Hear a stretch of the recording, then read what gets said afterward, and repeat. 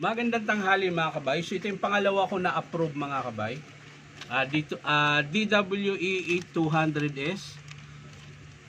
So ang papalitan nito mga kabay ay cord lang tsaka plug. Ayan. So madali lang to mga kabay. So tara, samahan nyo ako, kakabit natin mga kabay. So yan mga kabay, kinalas ko na yung screw nya. So yan, tatanggalin na po natin yung kanyang cord.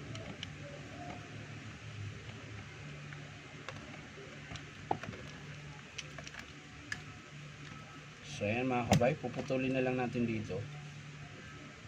Ayan. Para mabilis po yung pagkabit natin. Ayan.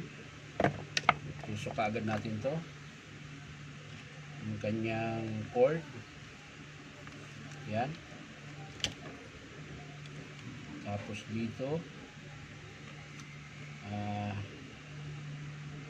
Putulin na natin, masyadong mahaba mga kabay.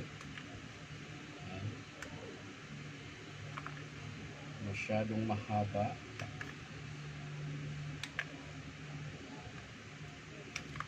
So hindi ko na po siya iano dun sa switch. Dito na lang po. Yan, dito na lang natin idugtong. So hindi naman ito mabubunot mga kabay dahil meron po siyang cord clamp. So okay lang tong ganito. Babalutin lang natin ng electrical tape.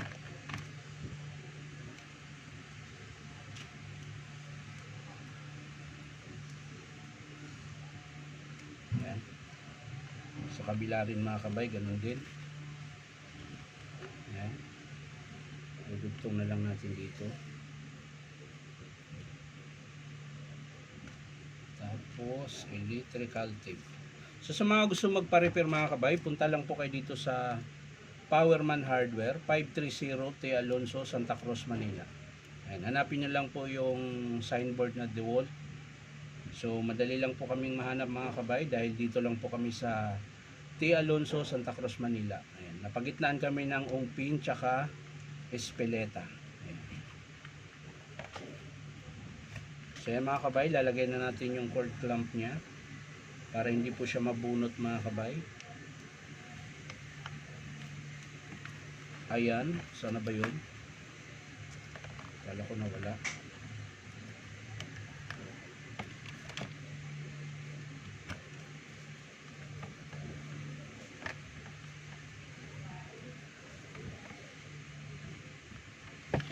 Yun.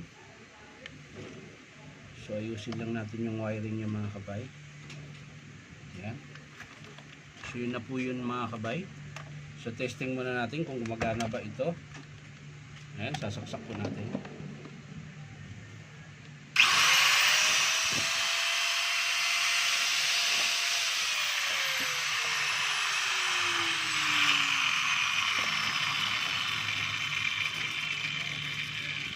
So yan mga kabay, sasara na po natin.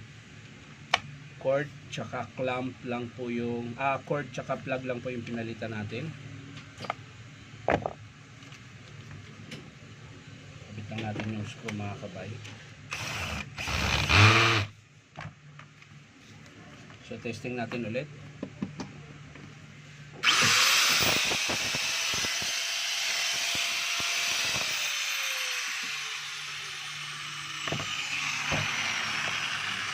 So yan lang mga kabay. Ito po yung cord na pinalitan natin tsaka plug.